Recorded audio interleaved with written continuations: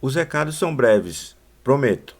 Essa é a parte 2 de uma aula que eu gravei numa live e que agora eu fiz a edição em duas partes. Na aula de hoje eu vou tratar do Teorema de Norton, da análise de malhas e da supermalha num único exemplo, explicar tudo isso fazendo o exemplo. Se você não quer ver uma aula onde tudo esteja junto, você pode ver os tópicos separadamente em aulas específicas que eu coloco na descrição do vídeo. Outro recado, baixe meu livro de circuitos, o link está disponível na descrição do vídeo, não precisa fazer nenhum cadastro, é só clicar no botão de download e pegar o livro. Vamos lá, vamos resolver isso aqui. O que é que eu tenho para falar sobre análise de Norton? De novo, um método com 4 passos no qual vocês sempre solucionam o seu problema que envolve o Teorema de Norton com fontes não controladas. Com fontes controladas, aí coisas diferentes surgem. Vamos ver aqui, ó. Identificar os terminais A e B que a gente quer fazer a simplificação. Obviamente, eu já botei aqui de forma mais compacta, porque eu parti do pressuposto que você entendeu ou acompanhou a aula anterior. Neste caso, tá na cara, né? A e B. São esses terminais aqui que eu quero fazer a simplificação. Não vou fazer aqui, só para deixar mais claro que eu vou fazer daqui a pouco na outra figura que eu já tenho desenhada. Depois de identificar os terminais A e B, eu preciso calcular a corrente de Norton. Aí vem aquela questão do colega que colocou aqui no comentário. Corrente de curto-circuito nos terminais A e B. Com as fontes ligadas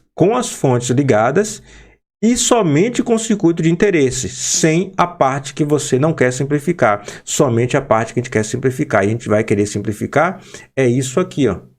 É isso aqui que a gente quer simplificar. Essa região daqui que a gente quer simplificar. Então, o curto-circuito nesses terminais A e B, deste circuito que a gente quer simplificar com as fontes ligadas. Agora sim, a gente vai calcular a resistência de Norton, que a gente utiliza o mesmo método de Thevenin. Agora sim, a gente desliga as fontes para calcular a resistência de Norton, que é da mesma forma como a gente calcula a resistência de Thevenin. Por fim, o último passo é utilizar o circuito equivalente de Norton como se fosse ou nas condições do circuito original. Acabou-se. O método acaba se parecendo. Então, aqui a gente tem uma solução que é análoga à primeira. Tem analogia clara que a gente faz entre os dois, mas tem as suas diferenças. E no caso aqui, vamos explorar essas diferenças. As similaridades elas acabam ficando um pouco óbvias. Então, vamos lá. Deixa eu aparecer aqui de novo para vocês. Primeiro, identificar os terminais A e B e dar o curto-circuito. Terminais A e B são esses aqui, ó. A e B porque eu quis chamar de A e B. Chame do que você quiser. Primeiro passo, identificar os terminais. Segundo passo, dar o curto nos terminais para encontrar a corrente de Norton.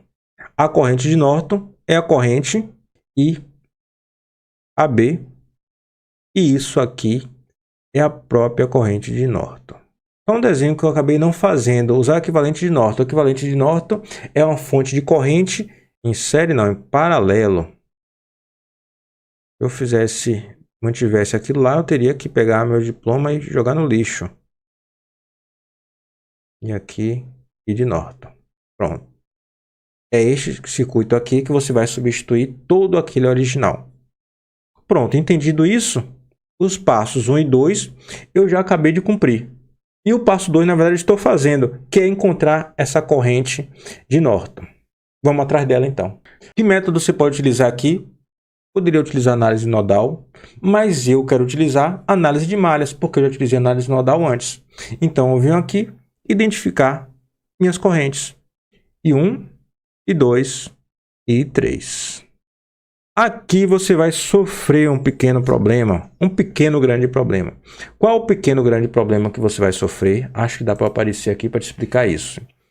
É que você precisa, quando você usa análise de malha, representar as quedas de tensões em função das correntes I1, I2 e I3. A análise de malhas lhe dá a solução com correntes. Das correntes, lhe dá os valores de corrente. A análise de nó lhe dá tensões, a análise de malha lhe dá corrente. Só que tem um problema.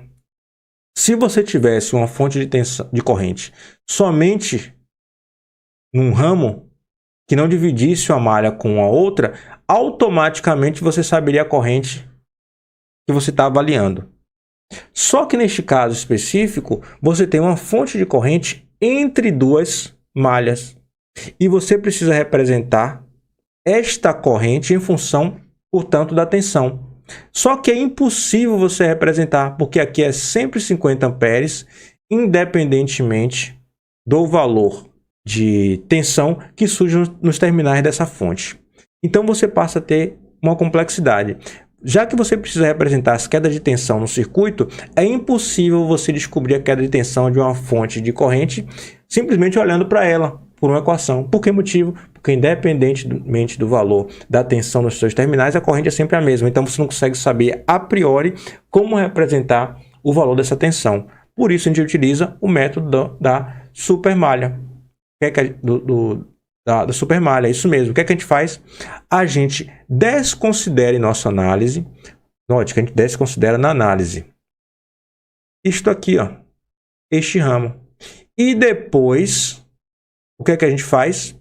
A gente encontra uma equação adicional.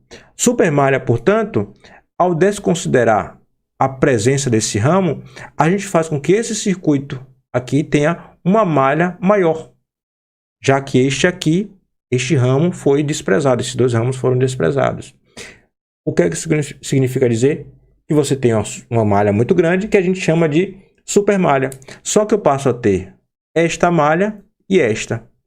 Mas eu tenho 3 incógnitas, I1, I2 e I3. Se eu tenho a equação de duas malhas, ou seja, da malha, da supermalha, e também de I3, eu preciso de mais uma. Aí eu utilizo a lei de Kirchhoff das correntes para um dos nós que envolve este ramo que foi eliminado. E eu encontro a terceira equação. É dessa forma que a gente resolve por supermalha. Eu vou escrever aqui só o métodozinho para análise via supermalha. Supermalha, dois pontos, A e B. Aplicar lei de Kirchhoff das tensões na supermalha.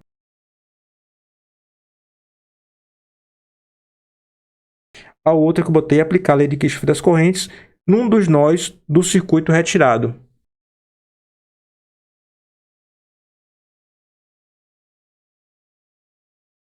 Item A.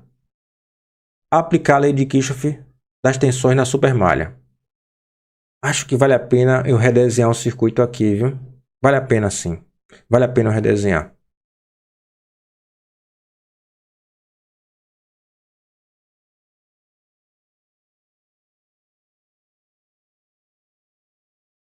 Três ohms. E aqui as correntes, olhem só. I1, I2 e I3. Que fique claro que eu só fiz a omissão do circuito. Mas eu quero deixar bem claro que aqui existia um ramo. Aqui existia uma coisa que só foi retirada para fins da minha análise. Só para isso que eu fiz. Agora sim, eu posso aplicar a lei de Kirchhoff. Eu saí para não ficar na frente. Aplicar a lei de Kirchhoff das tensões na supermalha. Deixa eu fazer isso. A supermalha envolve a malha 1 e 2. Então, deixa eu dar um destaque aqui, ó. Supermalha. Envolve a malha 1 e 2. Vamos fazer isso? 1 vezes I1.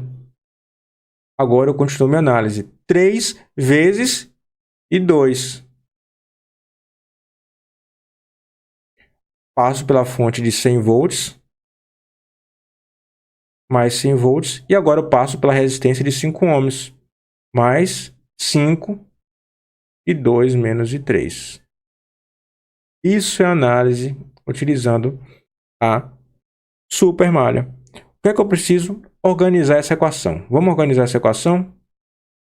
Primeiro em função de I1. I1 só tem uma aqui na frente, então fica I1. I2, 3 e 5 dá 8.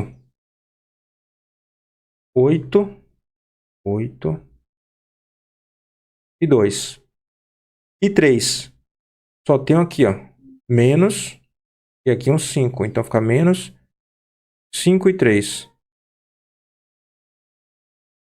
E o 100 é o único número que eu tenho aqui sem nenhuma variável multiplicando. Passo para o outro lado, menos 100. Isto aqui eu vou chamar de equação 1. Preciso de 3 equações. Para I1, para I2 e para I3 serem solucionadas. Ainda dentro da proposta da supermalha, eu tenho de aplicar a lei de Kirchhoff das correntes num dos nós do trecho de circuito retirado.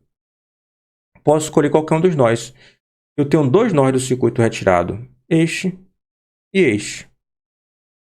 Posso aplicar a lei de Kirchhoff das correntes, por exemplo, para esse nó de cima. Então, eu tenho aqui entrando I1, tenho aqui saindo I2 e 50 amperes. I1 é igual a I2 mais 50 amperes. Posso fazer isso. Posso fazer isso. E aqui eu deixo claro que este foi o nó utilizado, ó. Este foi o nó utilizado para o item B. Ficou organizado, ó. Tá vendo o que a gente consegue fazer? Este foi o nó utilizado para o item B. O item B, portanto, eu tenho o quê? I1 é igual a I2 mais 50. Foi o que a gente identificou lá. Sério? Vamos organizar isso aqui, ó. I1 menos I2 é igual a 50. Esta é a equação 2. Quero dar um outro destaque. Isto tudo foi só para encontrar duas equações relacionadas às malhas 1 e 2, que eu utilizei a supermalha. Agora eu vou para a malha 3, porque eu preciso de 3 equações e a malha 3 tem que ser utilizada. Tudo isso para fazer a solução utilizando análise de malhas. Pronto, agora só me falta analisar a malha 3. Na malha 3, que eu tenho aqui embaixo. Não preciso ir lá em cima, não. Tenho aqui embaixo? Tenho sim. A malha 3 eu tenho aqui, ó. Malha 3. O que eu tenho com a malha 3 aqui? 5 e 3 menos I2, né? Menos 100 volts. É igual a zero. Se fosse 5 e 3 menos 100, o I3 estaria calculado de forma imediata e o I3 é a própria corrente de curto que a gente está atrás. Não sei se você já notou, mas a corrente que desce aqui, que é a corrente de curto ou corrente de Norton, é o próprio I3 que a gente está atrás. Mas a gente vai ter de calcular dessa forma. Agora sim eu posso organizar a equação. Olha, a primeira coisa que eu posso fazer, cortar logo isso aqui, ó, 5 e 100, e aqui fica 20. Aí já fica mais simples. Então, aqui fica 1, né? Dividir por 5, aqui fica 20. Então, fica menos I2, ou deixo positivo já. I2. O outro, então, fica menos I3. Eu estou na frente, não. Quando eu multipliquei tudo por menos 1, aqui ficou mais 100, passa para o outro lado. Então, menos 100. Esta é a terceira equação. 3 equações, 3 incógnitas. O que é que eu preciso agora? Organizar de forma matricial, porque eu não vou ficar fazendo essa conta em detalhes. O que é que a gente vai fazer? Organizar de forma matricial e resolver no software. Vamos fazer como fizemos antes. Equação 1 está aqui em cima. 1 e 1, 8 e 2, menos 5 e 3. Aqui 1 e 2 e 3. E aqui é menos 100. Equação 2. 1 menos 1, não tem nenhum número multiplicando o I3, é igual a 50. E aqui, não tem nenhum número multiplicando o I1, o I2 é 1, o I3 é menos 1, é igual a menos 100 também. Posso chamar isso aqui, ó, de A, isso aqui de X, isso aqui de Y. Aí eu digo que X é igual a inversa de A vezes Y. É isso que eu vou fazer no software agora. 37,5 menos 12,5 e 7,5 são os valores de 1 e 2 e 3. Então agora eu posso organizar minha solução.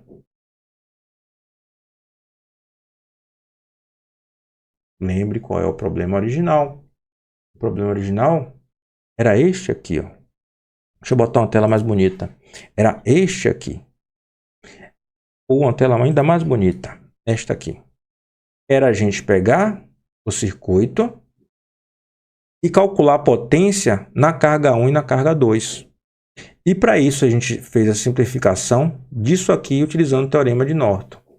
O que eu acabei de encontrar foi a corrente que circula aqui, que é a corrente de Norton. E quem é a corrente de Norton? É o próprio I3. Então eu estou, na verdade, eu acabei de solucionar, na verdade, o passo 2 do meu problema ainda.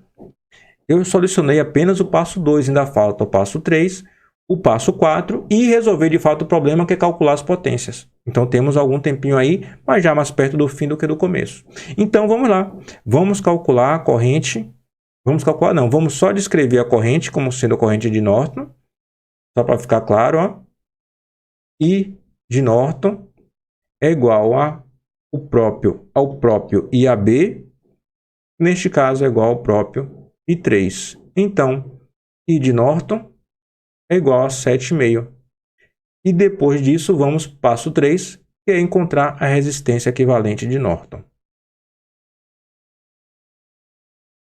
Passo 3, calcule a resistência de Norton da mesma forma que você calculou a resistência de Thevenin. O que é que eu devo fazer? Pegar esse circuito e desligar as fontes com estes terminais abertos. Ah, professor, mas não tem o curto-circuito em Norton? O curto-circuito em Norton é para o cálculo da corrente. Se você der um curto-circuito entre os terminais A e B, a resistência equivalente vista entre os terminais A e B é zero. Teria sentido ter um passo que fosse calcular uma coisa que você sabe que sempre daria zero, com os terminais abertos, da mesma forma que a gente fez para o teorema de Thevenin. Então, eu vou redesenhar esse circuito com as fontes desligadas. Então, agora eu vou para o passo 3, redesenhar o circuito. Deixa eu redesenhar ele com as fontes desligadas. Deixa eu...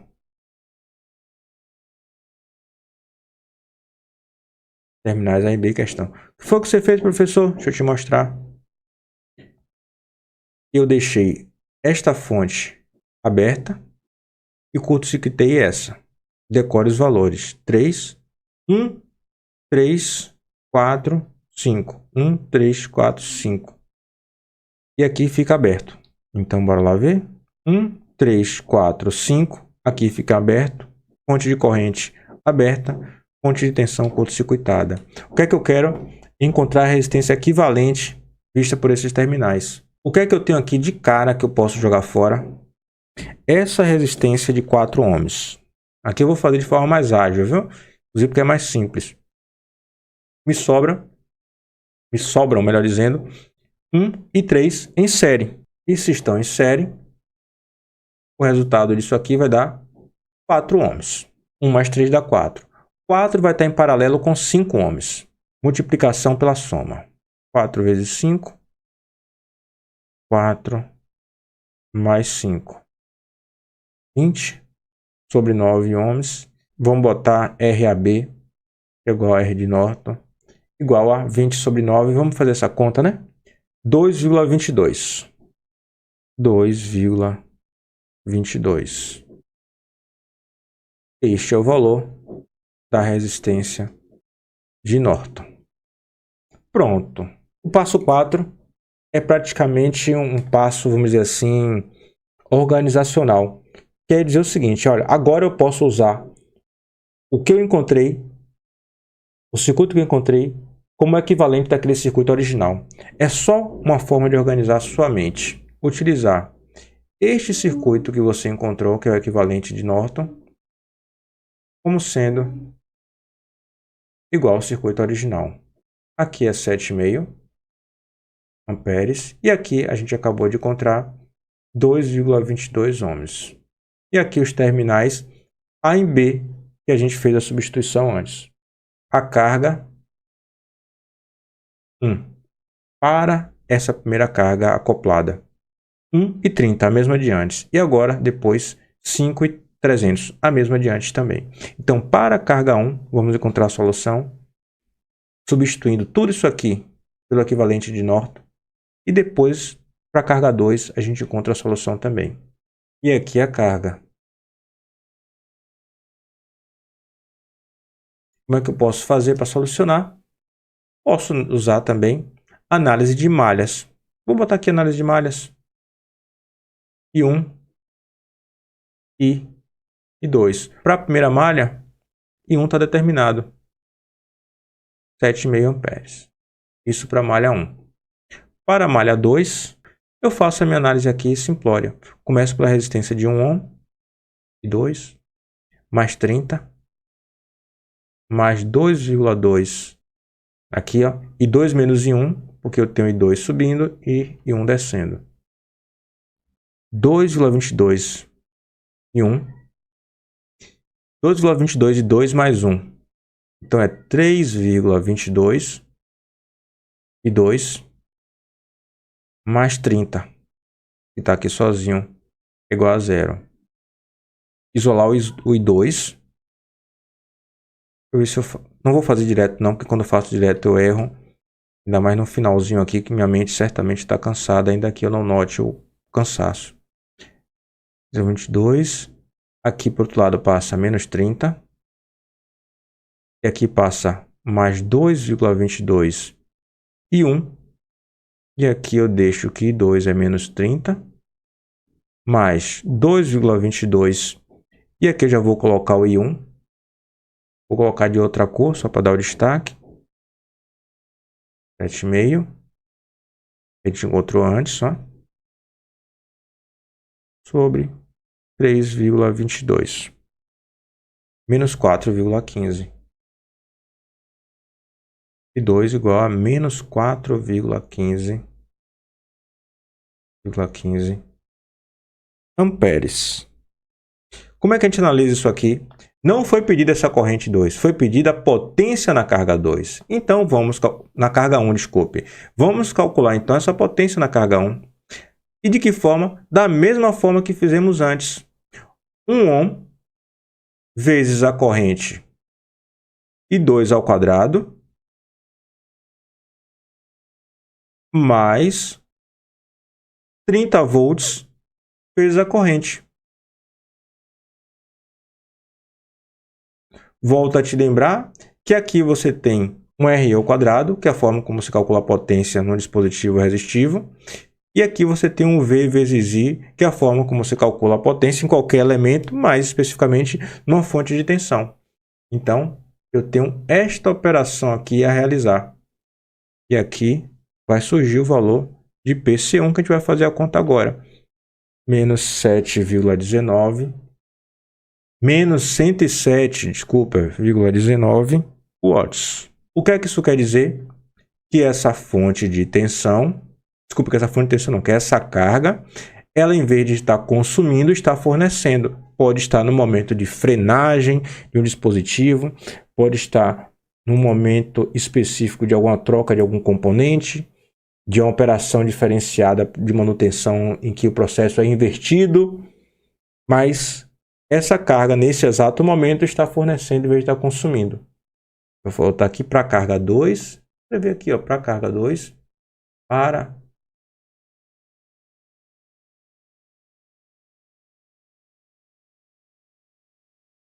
e 300.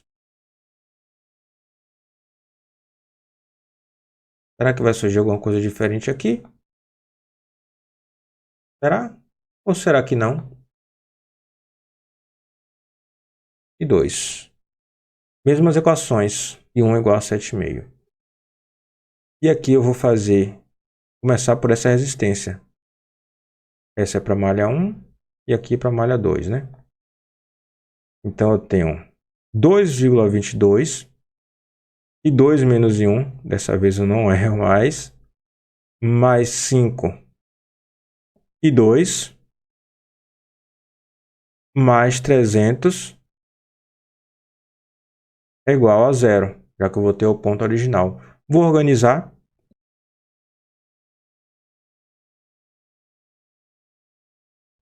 Aqui só organizo o I2 como sendo menos 300 mais 2,22 vezes I1.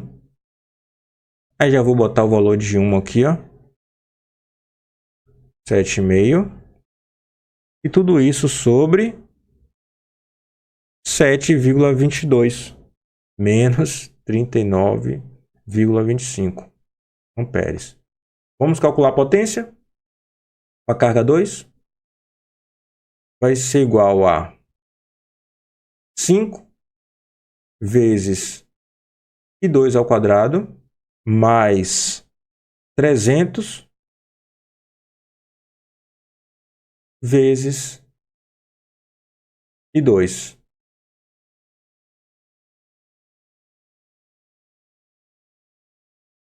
$4.072,64 na verdade. Pela aproximação é 64 watts. Então, essa carga também está fornecendo potência e a gente concluiu o nosso objetivo.